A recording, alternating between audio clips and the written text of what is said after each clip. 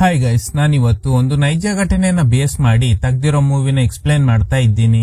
ಈ movie starting ಇಂದ end ವರೆಗೂ ಸಖತ್ ಇಂಟ್ರೆಸ್ಟಿಂಗ್ ಆಗಿದೆ. ಒನ್ ಲೈನ್ ಸ್ಟೋರಿ ಏನಂದ್ರೆ, ಭಾರತೀಯ ನೌಕಾಪಡೆನಲ್ಲಿ ವರ್ಕ್ ಮಾಡ್ತಿರೋ ಚಿತ್ರದ ಹೀರೋ ರಜೆನಲ್ಲಿ ಮನೆಗ್ ಬಂದಾಗ ಅವರಿಗೆ ಒಂದು ಶಾಕ್ ಕಾದಿರುತ್ತೆ. ಅದೇನಂದ್ರೆ, ಅವರು ತುಂಬಾ ಪ್ರೀತಿಸಿ ಮದುವೆ ಆಗಿದ್ದ ಹೆಂಡತಿ ಬೇರೊಬ್ಬನ ಜೊತೆ ಅಫೇರ್ ಇಟ್ಕೊಂಡಿರ್ತಾಳೆ. ಟ್ರಿಗರ್ ಆಗಿದ್ದ ಹೀರೋ ಹೆಂಡತಿ ಜೊತೆ ಅಫೇರ್ ಇಟ್ಕೊಂಡಿದ್ದ ವ್ಯಕ್ತಿಗೆ ಶೂಟ್ ಮಾಡಿ ಸಾಯಿಸ್ಬಿಡ್ತಾರೆ. ನೋಡೋದಕ್ಕೆ ಓಪನ್ ಅಂಡ್ ಶಟ್ ಕೇಸ್ ತರನೇ ಇದ್ರೂನು ಇದ್ರಲ್ಲಿ ಎಷ್ಟೋ ಮಿಸ್ಟ್ರಿ ಇದೆ ಅನ್ನೋದು ಪೊಲೀಸ್ ಎಂಕ್ವೈರಿಯಿಂದ ಗೊತ್ತಾಗುತ್ತೆ. ಆ ಮಿಸ್ಟ್ರೀಸ್ ಏನು, ಕೊನೆಯದಾಗಿ ಹೀರೋಗೆ ಈ ಕೇಸ್ ನಲ್ಲಿ ಏನಾಯ್ತು ಅನ್ನೋ ಕಥೆನ ಶಾಕಿಂಗ್ ಟ್ವಿಸ್ಟ್ ಗಳೊಂದಿಗೆ ಹೇಳಿದ ಚಿತ್ರನೇ ರುಸ್ತಮ್. 2016ರಲ್ಲಿ ರಿಲೀಸ್ ಆಗಿದ್ದ ಹಿಂದಿ ಕ್ರೈಮ್ ಥ್ರಿಲ್ಲರ್ ಚಿತ್ರ. ಕತೆ ಶುರುವಾಗೋದು 1959ರಲ್ಲಿ. ಇವರ ಚಿತ್ರದ ಹೀರೋ ರುಸ್ತಮ್ ಪಾವ್ರಿ ನೌಕಾಪಡೆಯಲ್ಲಿ one of the senior officer. ಇವ್ರಿಗೆ ಮದ್ವೆ ಆಗಿದೆ. ವೈಫ್ ಹೆಸರು ಸಿಂಥಿಯಾ. ಇಬ್ರು ಲವ್ ಮಾಡಿ ಮದ್ವೆ ಆಗಿರ್ತಾರೆ. ಮತ್ತೆ ರುಸ್ತಮ್ ಡ್ಯೂಟಿಗೆ ಬಂದಾಗ ಸಿಂಥಿಯಾ ತುಂಬಾ ಎಮೋಷನಲ್ ಆಗಿದ್ರು. ಅದನ್ನೆಲ್ಲ ಈಗ ರುಸ್ತಮ್ ಯೋಚನೆ ಮಾಡ್ತಾರೆ. ಸದ್ಯದಲ್ಲೇ ರಜೆ ಇರೋದ್ರಿಂದ ಸಿಂಥಿಯಾನ ಮೀಟ್ ಆಗೋದಕ್ಕೆ ತುಂಬಾ ಎಕ್ಸೈಟ್ ಆಗಿದ್ದಾರೆ. ಇಲ್ಲಿ ನೋಡಿದ್ರೆ ಸಿಂಥಿಯಾ ವಿಕ್ರಮ್ ಅನ್ನೋ ಬಿಸ್ನೆಸ್ ಮ್ಯಾನ್ ಜೊತೆ ಕ್ಲೋಸ್ ಆಗಿದ್ದಾರೆ. ರುಸ್ತಮ್ ಮನೆಗ್ ಬಂದಾಗ ಸಿಂಥಿಯಾ ಮನೇಲಿರೋದಿಲ್ಲ. ಮೇಡ್ ಹೇಳ್ತಾರೆ ನಿನ್ನೆ ಹೋದವರು ಇನ್ನು ಬಂದೇ ಇಲ್ಲ ಅಂತ. ಈಗ ಪ್ರೀತಿ ಅನ್ನೋ ಲೇಡಿ ಕಾಲ್ ಮಾಡಿ ಸಿಂಥಿಯಾ ಎಲ್ಲಿಗೆ ಹೋದ್ಲು ಅಂತ ಕೇಳಿದಾಗ ಪ್ರೀತಿ ಗೊತ್ತಿಲ್ಲ ಅಂತ ಹೇಳ್ತಾರೆ. ಸೊ ಇವ್ರಿಗೆ ಸ್ವಲ್ಪ ಡೌಟ್ ಶುರು ಆಗುತ್ತೆ. ಕಬೋರ್ಡ್ ಚೆಕ್ ಮಾಡಿದಾಗ ತುಂಬಾ ಲೆಟರ್ಸ್ ಸಿಗುತ್ತೆ. ಅದನ್ನ ಓದಿ ಇವರಿಗೆ ಶಾಕ್ ಆಗುತ್ತೆ. ಯಾಕಂದ್ರೆ ವಿಕ್ರಮ್ ಅನ್ನೋ ವ್ಯಕ್ತಿನೇ ಸಿಂಥಿಯಾಗೆ ಈ ಲೆಟರ್ ನ ಕಳ್ಸಿರೋದು. ಅದರಲ್ಲಿ ಸಿಂಥಿಯಾ ಜೊತೆ ಕಳೆದ ರಾತ್ರಿ ಬಗ್ಗೆ ಎಲ್ಲ ಬರ್ದಿದ್ದಾನೆ. ಆ ರಾತ್ರಿ ಆದ್ಮೇಲೆ ನನಗೆ ನಿದ್ದೆನೆ ಬರ್ತಾ ಇರ್ಲಿಲ್ಲ. ನನಗೆ ಮತ್ತೆ ಮತ್ತೆ ನಿನ್ನ ಮೀಟ್ ಆಗ್ಬೇಕು ಅನ್ನಿಸ್ತಾ ಇದೆ ಅಂತ. ಹಾಗೇನೆ ಅವ್ನ್ ಫೋಟೋ ಕೂಡ ಸಿಗುತ್ತೆ.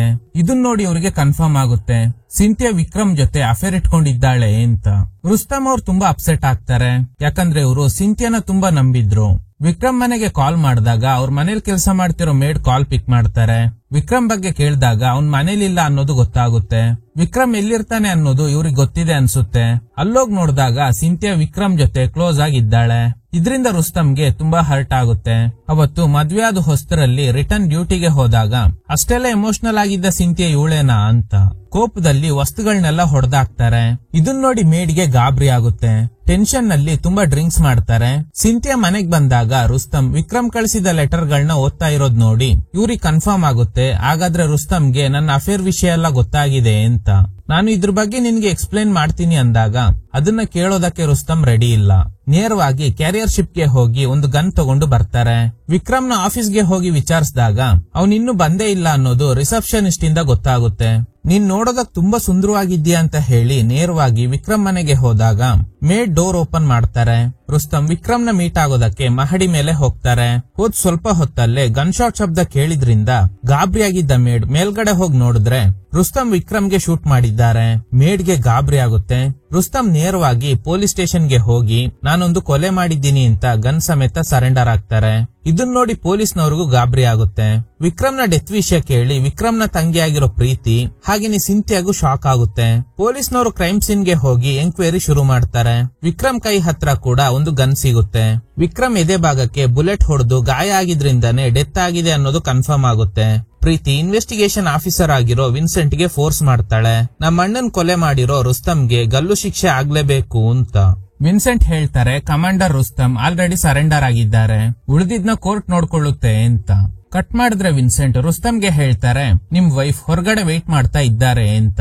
ಆದ್ರೆ ಇವರು ಸಿಂಥಿಯಾನ ಮೀಟ್ ಆಗೋದಕ್ಕೆ ರೆಡಿ ಇಲ್ಲ.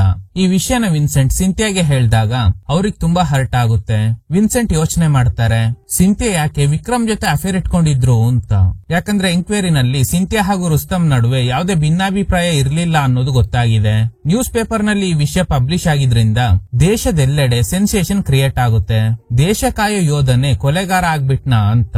ಪ್ರೀತಿ ಒಬ್ರು ಲಾಯರ್ಗೆ ಲಂಚ ಕೊಟ್ಟು ಹೇಗಾದ್ರೂ ಈ ಕೇಸ್ ನಲ್ಲಿ ವಾದ ಮಾಡಿ ರುಸ್ತಮ್ಗೆ ಗಲ್ಲು ಶಿಕ್ಷೆ ಆಗೋ ತರ ಮಾಡಿ ಅಂತ ಹೇಳ್ತಾಳೆ. ರುಸ್ತಮ್ನ ಪೊಲೀಸ್ನವರು ಕೋರ್ಟ್ಗೆ ಸಬ್ಮಿಟ್ ಮಾಡ್ತಾರೆ. ಜಡ್ಜ್ಗೆ ಇಂಡಿಯನ್ ನೇವಿಯಿಂದ ಒಂದು ಲೆಟರ್ ಬಂದಿದೆ.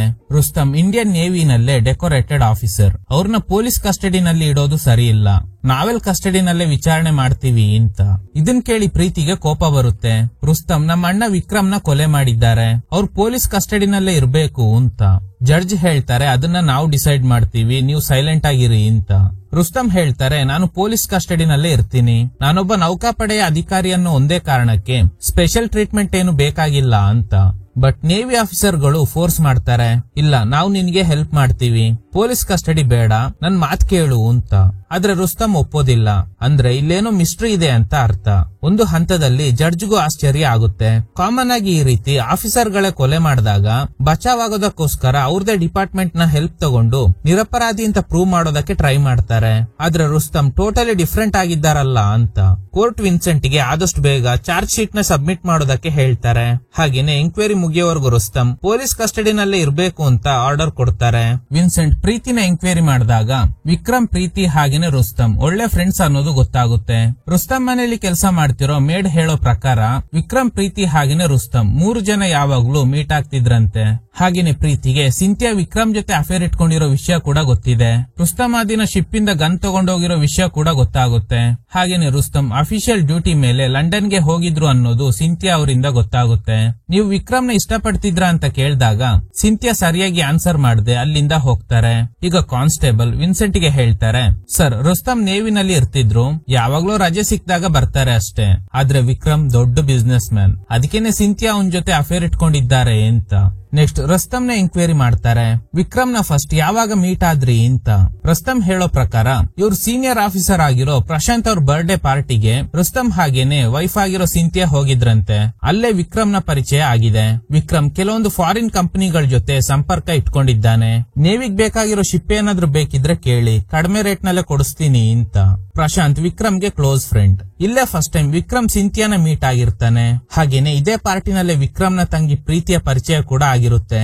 ದಿನ ಕಳೆದಂತೆ ವಿಕ್ರಮ್, ಪ್ರೀತಿ ಹಾಗೇನೆ ರುಸ್ತಮ್ ಒಳ್ಳೆ ಫ್ರೆಂಡ್ಸ್ ಆಗ್ತಾರೆ. ಸೊ ವಿನ್ಸೆಂಟ್ ಗೆ ಇಷ್ಟು ವಿಷಯ ಗೊತ್ತಾದ್ಮೇಲೆ ಬೇರೆ ಆಂಗಲ್ ನಲ್ಲೂ ಎಂಕ್ವೈರಿ ಶುರು ಮಾಡ್ತಾರೆ. ಲಂಡನ್ ಗೆ ಯಾಕೆ ಹೋಗಿದ್ರಿ ಅಂತ ಕೇಳಿದಾಗ ಅದು ನೇವಿ ಸೀಕ್ರೆಟ್, ಅದನ್ನ ಹೇಳೋಕ್ ಆಗಲ್ಲ ಅಂತ.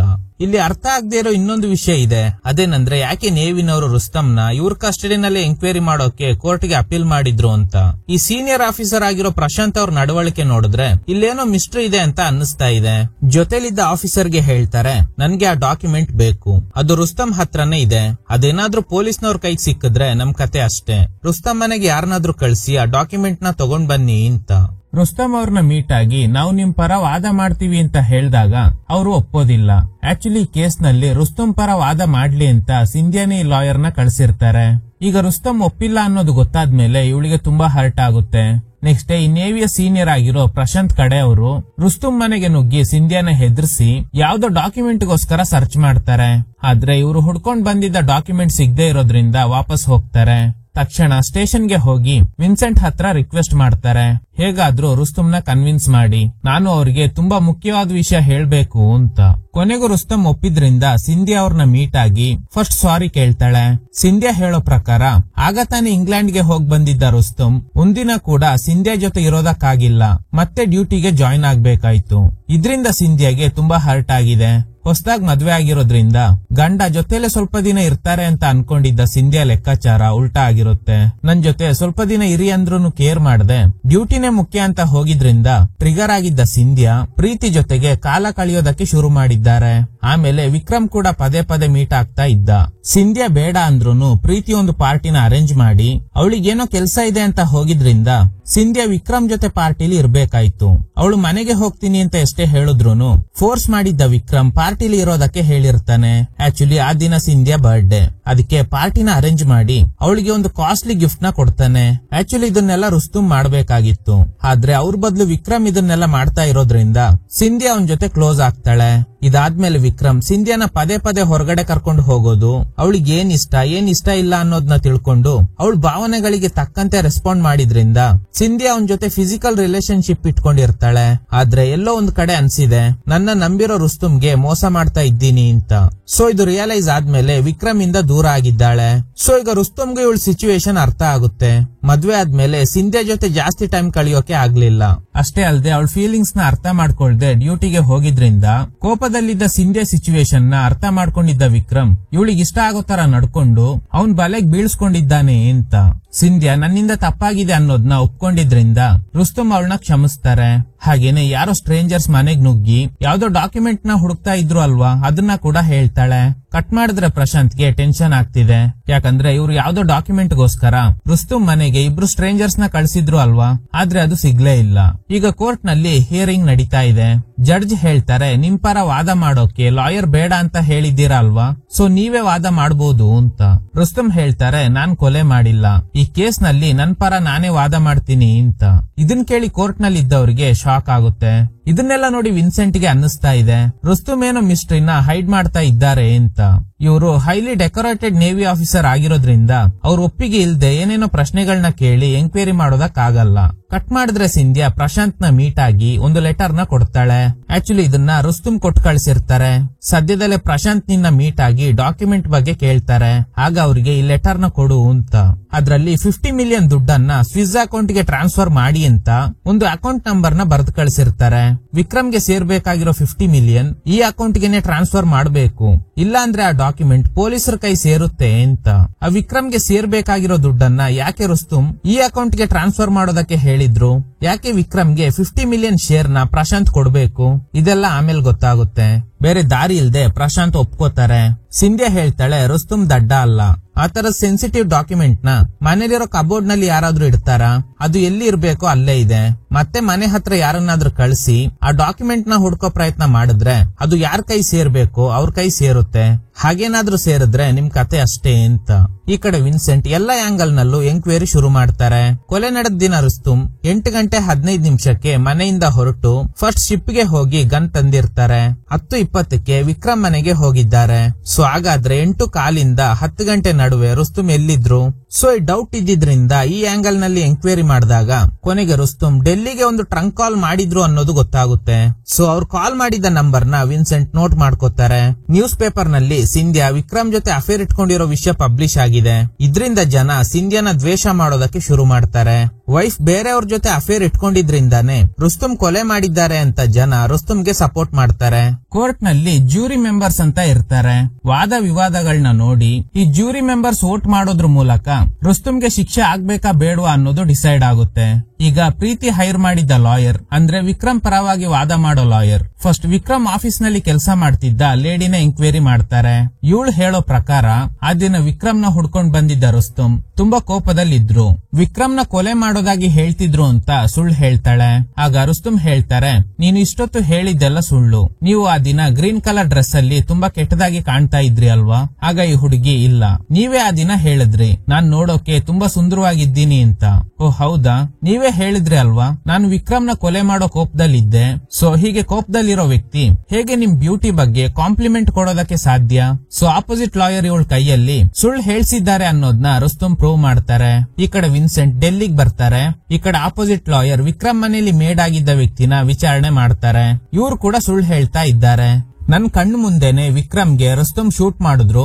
ಯಾಕೆ ಅಂತ ಕೇಳಿದಾಗ ನನ್ ವೈಫ್ ಜೊತೆ ಅಫೇರ್ ಇಟ್ಕೊಂಡಿದ್ದಾನೆ, ಅದಕ್ಕೇನೆ ಶೂಟ್ ಮಾಡ್ದೆ ಅಂದ್ರು ಅಂತ. ಈಗ ರುಸ್ತುಂ ಕೇಳ್ತಾರೆ, ನಾನು ನಿಮ್ ಮುಂದೆನೆ ವಿಕ್ರಮ್ಗೆ ಶೂಟ್ ಮಾಡದ್ನ? ಅದ್ ಸರಿ, ನೀವು ಮಹಡಿ ಮೇಲೆ ಯಾಕೆ ಬಂದ್ರಿ? ಆಗ ಈ ಮೇಡ್ ಹೇಳೋ ಪ್ರಕಾರ ವಿಕ್ರಮ್ಗೆ ಏನ್ ಬ್ರೇಕ್ಫಾಸ್ಟ್ ರೆಡಿ ಮಾಡ್ಬೇಕು ಅಂತ ಕೇಳೋದಕ್ ಬಂದಿದ್ದೆ ಅಂತ.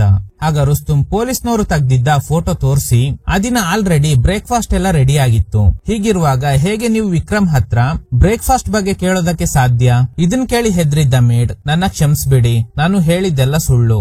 ಲಾಯರ್ ಹೀಗೇನೆ ಹೇಳಿಕೆ ಕೊಡೋದಕ್ಕೆ ಹೇಳಿದ್ರು, ಆದ್ರೆ ನಿಜವಾಗ್ಲೂ ನಾನು ಆ ದಿನ ಕಿಚನ್ ನಲ್ಲೇ ಇದ್ದೆ.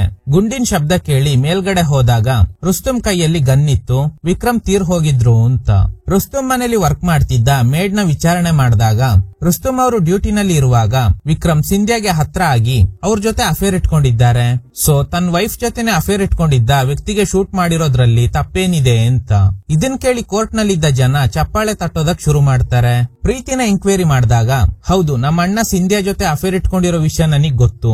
ಅವ್ನ್ ರಿಚ್ ಲೈಫ್ ಸ್ಟೈಲ್ ನೋಡಿ ಸಿಂಧ್ಯಾಗೆ ಅಟ್ರಾಕ್ಟ್ ಆಗಿದೆ, ಅದಕ್ಕೇನೆ ಅಫೇರ್ ಇಟ್ಕೊಂಡಿದ್ದಾಳೆ ಅಂತ. ನೆಕ್ಸ್ಟ್ ಸಿಂಧ್ಯಾನ ವಿಚಾರಣೆ ಮಾಡಿದಾಗ ವಿಕ್ರಮ್ ಜೊತೆ ಅಫೇರ್ ಇಟ್ಕೊಂಡಿರೋ ವಿಷಯನ ಒಪ್ಕೋತಾಳೆ. ಈಗ ರುಸ್ತುಂ ಕೇಳ್ತಾರೆ, ಪ್ರೀತಿ ಹೇಳ್ದಂಗೆ ನೀವು ವಿಕ್ರಮ್ ಜೊತೆ ಅಫೇರ್ ಇಟ್ಕೊಂಡಿದ್ದು ಅವ್ನ್ ಲೈಫ್ ಸ್ಟೈಲ್ ನ ನೋಡಿನಾ ಅಂತ. ಸಿಂಧ್ಯಾ ಹೇಳೋ ಪ್ರಕಾರ ವಿಕ್ರಮ್ ಕೆಲವೊಂದು ಲೆಟರ್ ನ ಬರ್ದ್ ಕಳಿಸಿ, ಒಂದು ಹುಡುಗ ಹೇಗೆ ತುಂಬಾ ಹುಡುಗಿಯರ ಜೊತೆ ಅಫೇರ್ ಇಟ್ಕೋಬಹುದು, ಅದೇ ತರ ನೀನ್ ಕೂಡ ಇಟ್ಕೋಬಹುದು, ಅದ್ರಲ್ಲಿ ತಪ್ಪೇನು ಇಲ್ಲ ಅಂತ ಇವಳಿಗೆ ಮೋಟಿವೇಟ್ ಮಾಡಿರ್ತಾನೆ. ರುಸ್ತುಂ ಮದ್ವೆ ಆದ ಹೊಸ್ತರಲ್ಲೇ ಹೆಂಡತಿ ಜೊತೆ ಕಾಲ ಕಳಿಯೋಕೆ ಆಗದೆ ಡ್ಯೂಟಿಗೆ ಹೋದ್ರು. ಈ ಕೋಪದಲ್ಲಿದ್ದ ಸಿಂಧ್ಯಾ ಅವ್ರ ಸಿಚುವೇಶನ್ ನ ದಾಳವಾಗಿ ಇಟ್ಕೊಂಡು ವಿಕ್ರಮ್ ಹತ್ರ ಆಗೋದಕ್ಕೆ ಟ್ರೈ ಮಾಡಿದ್ದಾನೆ. ಹಾಗೇನೆ ವಿಕ್ರಮ್ ನ ಮೀಟ್ ಆಗಿ ಇನ್ಮೇಲೆ ನಾವಿಬ್ರು ಒಟ್ಟಿಗೆ ಇರೋದು ಸರಿ ಇಲ್ಲ, ನನ್ನ ಕಾಂಟ್ಯಾಕ್ಟ್ ಮಾಡಬೇಡ ಅಂದಾಗ ಆಗ್ಲೇ ವಿಕ್ರಮ್ ಒಂದು ಶಾಕಿಂಗ್ ವಿಷಯನ ಹೇಳಿರ್ತಾನೆ. ಅದೇನಂದ್ರೆ ರುಸ್ತಮ್ ಒಂದು ಡೀಲ್ ನಲ್ಲಿ ನನ್ ಮೇಲೆ ಕೈ ಮಾಡ್ದ, ರಿವೆಂಜ್ ಗೋಸ್ಕರ ವೇಟ್ ಮಾಡ್ತಾ ಇದ್ದೆ, ಅದಕ್ಕೇನೆ ನಿನ್ ಜೊತೆ ಅಫೇರ್ ಇಟ್ಕೊಂಡು ರಿವೆಂಜ್ ತಗೊಂಡೆ ಅಂತ. ಆಗ್ಲೇ ಸಿಂಥಿಯಾಗೆ ಎಲ್ಲ ಅರ್ಥ ಆಗಿದೆ ನಾನು ಎಷ್ಟು ದೊಡ್ಡ ತಪ್ಪು ಮಾಡಿದ್ದೀನಿ ಅಂತ. ಇದ್ರಲ್ಲಿ ನಂದೇ ತಪ್ಪು, ಅವ್ನ್ ಬಲೆಗ್ ಬಿದ್ದು ರುಸ್ತಮ್ಗೆ ಮೋಸ ಮಾಡ್ಬಿಟ್ಟೆ ಅಂತ ಕ್ಷಮೆ ಕೇಳ್ತಾಳೆ. ರುಸ್ತಮ್ ಸಿಂಧ್ಯೆಗೆ ಸಮಾಧಾನ ಮಾಡ್ತಾರೆ. ಹಾಗೇನೆ ಪ್ರೀತಿನ ವಿಚಾರಣೆ ಮಾಡಿ ವಿಕ್ರಮ್ ಯಾವಾಗ್ಲೂ ಗನ್ ಜೊತೆಲೆ ಇಟ್ಕೋತಿದ್ದ, ಹಾಗೇನೆ ಸಣ್ಣ ಪುಟ್ಟ ವಿಷಯಕ್ಕೂ ಗನ್ ತೋರಿಸಿ ಹೆದರ್ಸ್ತಾ ಇದ್ದ ಅನ್ನೋದ್ನ ಒಬ್ರು ವೇಟರ್ ನ ಕರ್ಸಿ ವಿಚಾರಣೆ ಮಾಡೋದ್ರ ಮೂಲಕ ಪ್ರೂವ್ ಮಾಡ್ತಾರೆ. ಈ ಘಟನೆ ಆದ್ಮೇಲೆ ಕ್ಲಬ್ ನವರು ವಿಕ್ರಮ್ ನ ಸಸ್ಪೆಂಡ್ ಮಾಡಿದ್ರು ಅನ್ನೋದ್ನ ಪ್ರೂಫ್ ಸಮೇತ ಪ್ರೂವ್ ಮಾಡ್ತಾರೆ. ಸೊ ಇದೇ ರೀಸನ್ ಗೆ ನಾನು ಆ ದಿನ ವಿಕ್ರಮ್ ನ ಮೀಟ್ ಆಗೋದಕ್ಕೆ ಹೋದಾಗ ಸೆಲ್ಫ್ ಡಿಫೆನ್ಸ್ ಗೆ ಅಂತ ಒಂದು ಗನ್ ತಗೊಂಡು ಹೋಗಿದ್ದೆ. ಹೇಗೂ ಸಿಂಥಿಯಾ ಜೊತೆ ಅಫೇರ್ ಇಟ್ಕೊಂಡಿದ್ದ ಅಲ್ವಾ, ಅವಳನ್ನ ಮದ್ವೆ ಆಗ್ತೀಯಾ ಅಂತ ಕೇಳಿದಾಗ ನಾನು ಎಷ್ಟೋ ಜನ ಹುಡುಗಿರ್ನ ಯೂಸ್ ಮಾಡ್ಕೊಂಡಿದ್ದೀನಿ, ಅವ್ರನ್ನೆಲ್ಲ ಮದ್ವೆ ಆಗೋದಕ್ ಸಾಧ್ಯನಾ ಅಂತ ಸಿಂಥಿಯಾ ಬಗ್ಗೆ ಕೆಟ್ಟದಾಗ ಮಾತಾಡಿದ್ದಾನೆ. ಆಗ ಇಬ್ಬರ ನಡುವೆ ಜಗಳ ನಡೆದಿದೆ. ಈ ಜಗಳದಲ್ಲಿ ಅವನು ಶೂಟ್ ಮಾಡೋದಕ್ಕೆ ಟ್ರೈ ಮಾಡಿದ್ರಿಂದ ಸೆಲ್ಫ್ ಡಿಫೆನ್ಸ್ ಗೆ ನಾನು ಅವನಿಗೆ ಶೂಟ್ ಮಾಡಿದೆ ಅಂತ. ಆಗ ಆಪೋಸಿಟ್ ಲಾಯರ್ ಕೇಳ್ತಾರೆ, ಸೆಲ್ಫ್ ಡಿಫೆನ್ಸ್ ಏನೋ ಓಕೆ, 3 ಸಲ ಯಾಕೆ ಶೂಟ್ ಮಾಡಿದ್ರಿ ಅಂತ. ಆಗ ರುಸ್ತಮ್ ಹೇಳ್ತಾರೆ, ಇದು ಇಂಡಿಯನ್ ನೇವಿಯ ಬೇಸಿಕ್ ಟ್ರೈನಿಂಗ್ ಮ್ಯಾನುವಲ್, ನಮ್ಗೆ ಟ್ರೈನಿಂಗ್ ಕೊಟ್ಟಿರೋ ಪ್ರಕಾರ ಕ್ಲೋಸ್ ಕಾಂಬ್ಯಾಟ್ ಸಿಚುವೇಶನ್ ನಲ್ಲಿ ನಮ್ ಮುಂದೆ ಇರೋ ವ್ಯಕ್ತಿ ಗನ್ನ ಹಿಡ್ಕೊಂಡು ಎದುರಿಸಿದ್ರೆ ಒಂದೇ ಸಲಕ್ಕೆ 3 ಸಲ ಬುಲೆಟ್ ನ ಹಾರಿಸಬಹುದು, ಸೊ ನಾನ್ ಹಾಗೇನೆ ಮಾಡ್ದೆ ಅಷ್ಟೇ ಅಂತ. ಆಗ ಲಾಯರ್ ಕೇಳ್ತಾರೆ, ಮತ್ತೆ ನೀವು ವಿಕ್ರಮ್ಗೆ ಶೂಟ್ ಮಾಡೋಕು ಮುಂಚೆ ಫೈಟ್ ಮಾಡಿದ್ರಿ ಅಲ್ವಾ, ನಿಮ್ ಡ್ರೆಸ್ ಅಲ್ಲಿ ಕೊಳೆನೆ ಆಗಿರ್ಲಿಲ್ಲ. ಆಗ ರುಸ್ತಮ್, ನಾವು ಜಗಳ ಮಾಡಿರೋದು ಫ್ರೆಶ್ ಆಗಿದ್ದ ಫ್ಲೋರ್ ಮೇಲೆ, ಕೆಸರು ಗದ್ದೆಲಿ ಅಲ್ಲ ಅಂತ. ಜಡ್ಜ್ಗೂ ಇದು ಕರೆಕ್ಟ್ ಪಾಯಿಂಟ್ ಅಂತ ಅನ್ನಿಸ್ತಾ ಇದೆ. ಈ ಕೇಸ್ ನಲ್ಲಿ ಸೋಲೋದು ಕನ್ಫರ್ಮ್ ಆಗಿದ್ರಿಂದ ಪ್ರೀತಿಗೆ ಅವಳು ಹೈರ್ ಮಾಡಿದ್ದ ಲಾಯರ್ ಮೇಲೆ ತುಂಬಾ ಕೋಪ ಬರುತ್ತೆ. ಅಷ್ಟರಲ್ಲಿ ಕೋರ್ಟ್ ಬಂದ ವಿನ್ಸೆಂಟ್ ಒಂದು ಕಾಲ್ ರೆಕಾರ್ಡಿಂಗ್ ನ ಸಬ್ಮಿಟ್ ಮಾಡ್ತಾರೆ. ರುಸ್ತಮ್ ವಿಕ್ರಮ್ಗೆ ಶೂಟ್ ಮಾಡೋಕು ಮುಂಚೆ ಡೆಲ್ಲಿಗೆ ಒಂದು ಕಾಲ್ ಮಾಡಿದ್ರು ಅಲ್ವಾ, ಆ ಕಾಲ್ ಮಾಡಿ ಡಿಫೆನ್ಸ್ ಸೆಕ್ರೆಟರಿಗೆ ನಾನು ವಿಕ್ರಮ್ ನ ಸುಮ್ನೆ ಬಿಡಲ್ಲ ಅಂತ. ಸೊ ಹೀಗ್ ಹೇಳಿದ ಮೇಲೆನೆ ವಿಕ್ರಮ್ಗೆ ಶೂಟ್ ಮಾಡಿರೋದ್ರಿಂದ ರುಸ್ತಮ್ ಸೆಲ್ಫ್ ಡಿಫೆನ್ಸ್ ಗೋಸ್ಕರ ಶೂಟ್ ಮಾಡಿಲ್ಲ, ಅವ್ರ ವೈಫ್ ಜೊತೆಲಿ ವಿಕ್ರಮ್ ಅಫೇರ್ ಇಟ್ಕೊಂಡಿದ್ರಿಂದಾನೇ ಶೂಟ್ ಮಾಡಿದ್ದಾರೆ ಅಂತ ವಾದ ಮಾಡ್ತಾರೆ.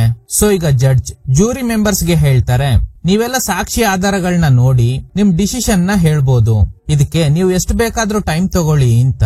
ಕಟ್ ಮಾಡಿದ್ರೆ ವಿನ್ಸೆಂಟ್, ನನಗೆ ಈ ಕೇಸ್ ನಲ್ಲಿ ನೀವು ತುಂಬಾ ವಿಷಯನ ಹೈಡ್ ಮಾಡ್ತಾ ಇದ್ದೀರಾ ಅಂತ ಅನ್ನಿಸ್ತಾ ಇದೆ, ಹಾಗೇನಾದ್ರೂ ಇದ್ರೆ ಹೇಳ್ತೀರಾ ಅಂತ. ರುಸ್ತಮ್ ಹೇಳೋ ಪ್ರಕಾರ ವಿಕ್ರಮ್ಗೆ ನೇವಿನಲ್ಲಿ ತುಂಬಾ ಕಾಂಟ್ಯಾಕ್ಟ್ಸ್ ಇತ್ತು. ಒಂದು ವಿಷಯ ನನ್ಗೆ ಗೊತ್ತಾಯ್ತು, ಇಂಗ್ಲೆಂಡ್ ನಲ್ಲಿ ಒಂದು ಹಳೆ ಏರ್ ಕ್ರಾಫ್ಟ್ ಕ್ಯಾರಿಯರ್ ಇದೆ, ಅದನ್ನ ಪರ್ಚೇಸ್ ಮಾಡೋಕೆ ನಮ್ ಸೀನಿಯರ್ ಪ್ರಶಾಂತ್ ವಿಕ್ರಮ್ ಜೊತೆ ಸೇರಿ ಡೀಲ್ ಮಾಡ್ಕೊಂಡಿದ್ರು. ಅದನ್ನ ಕ್ವಾಲಿಟಿ ಚೆಕ್ ಮಾಡೋಕೆ ನಾನೇ ಲಂಡನ್ಗೆ ಹೋಗಿದ್ದೆ. ಆಗ್ಲೇ ನನ್ಗೆ ಗೊತ್ತಾಯ್ತು ಅದೊಂದು ತುಕ್ ಹಿಡ್ದಿರೋ ಹಳೆ ಏರ್ ಕ್ರಾಫ್ಟ್ ಕ್ಯಾರಿಯರ್. ನಾನು ಇದ್ರ ಬಗ್ಗೆ ಪ್ರಶಾಂತ್ಗೆ ಹೇಳಿದಾಗ ಅವ್ರಿಗೆ ದೇಶದ ಸುರಕ್ಷತೆ ಬಗ್ಗೆ ಕಾಳಜಿನೇ ಇರ್ಲಿಲ್ಲ. ಹಳೆ ಏರ್ ಕ್ರಾಫ್ಟ್ ಕ್ಯಾರಿಯರ್ ನ ಕಡಿಮೆ ಬೆಲೆಗೆ ತರಿಸ್ಕೊಂಡು ಲೆಕ್ಕ ತೋರಿಸುವಾಗ ಮಾತ್ರ ಜಾಸ್ತಿ ಅಮೌಂಟ್ ನ ತೋರಿಸಿ ಬರೋ ದುಡ್ಡಲ್ಲಿ ವಿಕ್ರಮ್ಗೆ 50 ಮಿಲಿಯನ್, ಯಾಕಂದ್ರೆ ಈ ಡೀಲ್ ಮಾಡ್ತಿರೋದು ಅವನೇ. ಹಾಗೇನೆ ಪ್ರಶಾಂತ್ ಕೂಡ ದುಡ್ಡು ಹೊಡೆಯೋ ಪ್ಲಾನ್ ಮಾಡಿದ್ರು. ಈ ವಿಷಯದಲ್ಲಿ ವಿಕ್ರಮ್ ನನಗೆ ಫೋರ್ಸ್ ಮಾಡ್ದ, ಆ ಏರ್ ಕ್ರಾಫ್ಟ್ ಕ್ಯಾರಿಯರ್ ನಲ್ಲಿ ಏನು ದೋಷ ಇಲ್ಲ ಅಂತ ರಿಪೋರ್ಟ್ ಕೊಡು, ನಿನ್ಗೂ ದುಡ್ಡು ಕೊಡ್ತೀನಿ ಅಂತ. ಟ್ರಿಗರ್ ಆಗಿದ್ದ ರುಸ್ತಮ್ ಅವನ್ ಕೆನ್ನೆಗೆ ಹೊಡೆದಿರ್ತಾರೆ. ಇದೇ ಕೋಪದಲ್ಲೇ ರಿವೆಂಜ್ ತಗೊಳ್ಳೋದಕ್ಕೆ ವೇಟ್ ಮಾಡ್ತಿದ್ದ ವಿಕ್ರಮ್ ಸಿಂಥಿಯಾನ ಬಲೆಗ್ ಬೀಳ್ಸ್ಕೊಂಡು ಅವಳ ಜೊತೆ ಅಫೇರ್ ಇಟ್ಕೊಂಡಿದ್ದಾನೆ. ಡಿಫೆನ್ಸ್ ಸೆಕ್ರೆಟರಿಗೆ ಈ ಏರ್ ಕ್ರಾಫ್ಟ್ ಕ್ಯಾರಿಯರ್ ನ ಸ್ಕ್ಯಾಮ್ ಬಗ್ಗೆ ಹೇಳಿದಾಗ ಅವರು ಕೂಡ ಇದರಲ್ಲಿ ಕೈ ಜೋಡಿಸಿದ್ದಾರೆ ಅನ್ನೋದು ಕನ್ಫರ್ಮ್ ಆಗಿದೆ. ನಾನು ಅವ್ರ ಜೊತೆ ಕೈ ಜೋಡಿಸ್ಲಿಲ್ಲ ಅನ್ನೋ ಒಂದೇ ಕಾರಣಕ್ಕೆ ನನ್ನ INS ಮೈಸೂರ್ಗೆ ಟ್ರಾನ್ಸ್ಫರ್ ಮಾಡಿದ್ರು. ಅದಕ್ಕೇನೆ ನಾನು ಮದುವೆಯಾಗಿ ಸಿಂಧ್ಯಾ ಜೊತೆ ಕಾಲ ಕಳಿಯೋಕೆ ಆಗದೆ ಡ್ಯೂಟಿಗೆ ಹೋಗ್ಬೇಕಾಯ್ತು. ವಿಕ್ರಮ್ ನನ್ ಮೇಲಿನ ರಿವೆಂಜ್ಗೆ ಸಿಂಥಿಯಾನ ಯೂಸ್ ಮಾಡ್ಕೊಂಡ. ಈಗ ನಾನು ಇದನ್ನೆಲ್ಲ ಕೋರ್ಟ್ ನಲ್ಲಿ ಹೇಳಿದ್ರೆ ಜನಕ್ಕೆ ನೇವಿ ಮೇಲೆ ಇರೋ ನಂಬಿಕೆ ಹೋಗುತ್ತೆ, ಅದಕ್ಕೇನೆ ಪಕ್ಕಾ ಪ್ಲಾನ್ ಮಾಡಿದೆ. ಫಸ್ಟ್ ಡಿಫೆನ್ಸ್ ಸೆಕ್ರೆಟರಿಗೆ ಕಾಲ್ ಮಾಡಿ ನಾನು ವಿಕ್ರಮ್ ನ ಸುಮ್ನೆ ಬಿಡಲ್ಲ, ಹಾಗೇನೆ ಸ್ಕ್ಯಾಮ್ ನಲ್ಲಿ ಭಾಗಿಯಾಗಿರೋ ನಿಮ್ನೆಲ್ಲ ಸುಮ್ನೆ ಬಿಡಲ್ಲ ಅಂತ ಹೇಳಿದ್ದೆ. ಹಾಗೇನೆ ಆ ಏರ್ ಕ್ರಾಫ್ಟ್ ಕ್ಯಾರಿಯರ್ ಗೆ ಸಂಬಂಧಪಟ್ಟ ಡಾಕ್ಯುಮೆಂಟ್ಸ್ ನನ್ನ ಹತ್ರನೇ ಇದೆ, ಅದನ್ನ ಇಟ್ಕೊಂಡು ಏರ್ ಕ್ರಾಫ್ಟ್ ಕ್ಯಾರಿಯರ್ ಸೇಫ್ ಅಲ್ಲ ಅನ್ನೋದನ್ನ ಪ್ರೂವ್ ಮಾಡ್ತೀನಿ ಅಂತ. ಆಕ್ಚುಲಿ ಇದೇ ಡಾಕ್ಯುಮೆಂಟ್ ಗೋಸ್ಕರನೇ ಪ್ರಶಾಂತ್ ಇಬ್ರು ಸ್ಟ್ರೇಂಜರ್ಸ್ ನ ರುಸ್ತಮ್ ಮನೆಗೆ ಕಳಿಸಿದ್ರು. ವಿನ್ಸೆಂಟ್ ಎಂಕ್ವೈರಿ ಸಂದರ್ಭದಲ್ಲಿ ರುಸ್ತಮ್ ವಿಕ್ರಮ್ಗೆ ಶೂಟ್ ಮಾಡೋಕು ಮುಂಚೆ ಡಿಫೆನ್ಸ್ ಸೆಕ್ರೆಟರಿಗೆ ಕಾಲ್ ಮಾಡಿದ್ರು ಅನ್ನೋದು ಗೊತ್ತಾದ್ಮೇಲೆ ಅಲ್ಲಿಗೆ ಹೋದಾಗ ಕಾಲ್ ರೆಕಾರ್ಡಿಂಗ್ ನಲ್ಲಿ ನಾನು ವಿಕ್ರಮ್ ನ ಸುಮ್ನೆ ಬಿಡಲ್ಲ ಅಂತ ಹೇಳಿದ್ನ ಮಾತ್ರ ಕೊಟ್ಟು ಕಳಿಸಿ ಏರ್ ಕ್ರಾಫ್ಟ್ ಸ್ಕ್ಯಾಮ್ ಬಗ್ಗೆ ಹೇಳಿರ್ತಾರೆ ಅಲ್ವಾ ರುಸ್ತಮ್, ಅದನ್ನೆಲ್ಲ ಡಿಲೀಟ್ ಮಾಡಿ ಕೊಟ್ಟು ಕಳಿಸಿರ್ತಾರೆ. ಇದು ರುಸ್ತಮ್ ವಿರುದ್ಧ ಸಾಲಿಡ್ ಎವಿಡೆನ್ಸ್ ಆಗಿ ವಿಕ್ರಮ್ಗೆ ಶೂಟ್ ಮಾಡಿರೋದು ಪ್ರೂವ್ ಆಗ್ಲಿ ಅಂತಾನೆ ಹೀಗ್ ಮಾಡಿರ್ತಾರೆ. ಆ ದಿನ ನಾನು ವಿಕ್ರಮ್ ಮನೆಗೆ ಮನೆಗೆ ಹೋಗಿ ಅಲ್ಲಿದ್ದ ವಸ್ತುಗಳನ್ನೆಲ್ಲ ಹೊಡೆದಾಕ್ದೆ. ಯಾಕಂದ್ರೆ ನಾನು ಅವನಿಗೆ ಶೂಟ್ ಮಾಡೋಕು ಮುಂಚೆ ಜಗಳ ಆಡಿದ್ದೆ ಅನ್ನೋದನ್ನ ಪ್ರೂವ್ ಮಾಡೋಕೆ. ಶಬ್ದ ಕೇಳಿ ಬಾತ್ರೂಮ್ ನಲ್ಲಿದ್ದ ವಿಕ್ರಮ್ ಬಂದ. ಹೋ, ನಿನ್ ವೈಫ್ ಜೊತೆ ನಾನು ಅಫೇರ್ ಇಟ್ಕೊಂಡಿರೋ ವಿಷಯ ನಿನ್ಗೆ ಗೊತ್ತಾಯ್ತಾ ಅಂತ ಸಿಂಥಿಯಾ ಬಗ್ಗೆ ಕೆಟ್ಟದಾಗಿ ಮಾತಾಡ್ದ. ನನಗೆ ಕೋಪವಂತೂ ಶೂಟ್ ಮಾಡಿ ಸಾಯಿಸ್ಬಿಟ್ಟೆ. ಆಮೇಲೆ ಅವನು ನನಗೆ ಶೂಟ್ ಮಾಡೋದಕ್ಕೆ ಟ್ರೈ ಮಾಡ್ದ ಅನ್ನೋದನ್ನ ಪ್ರೂವ್ ಮಾಡೋದಕ್ಕೋಸ್ಕರ ಅವನ್ ಕೈಯಲ್ಲಿ ಅವನು ರೆಗ್ಯುಲರ್ ಆಗಿ ಕ್ಯಾರಿ ಮಾಡ್ತಿದ್ದ ಗನ್ನ ಇಟ್ಟೆ. ಅಷ್ಟರಲ್ಲಿ ಶಬ್ದ ಕೇಳಿ ಮೇಡ್ ಮಹಡಿ ಮೇಲೆ ಬಂದ್ರು. ಸೊ ಈ ಕೇಸ್ ನಲ್ಲಿ ನಾನು ಅವನಿಗೆ ಸೆಲ್ಫ್ ಡಿಫೆನ್ಸ್ ಗೋಸ್ಕರನೇ ಶೂಟ್ ಮಾಡಿದೆ ಅನ್ನೋದನ್ನ ಪ್ರೂವ್ ಮಾಡೋದಕ್ಕೋಸ್ಕರನೇ ನಾನು ಲಾಯರ್ ನ ಹೈರ್ ಮಾಡ್ಲಿಲ್ಲ.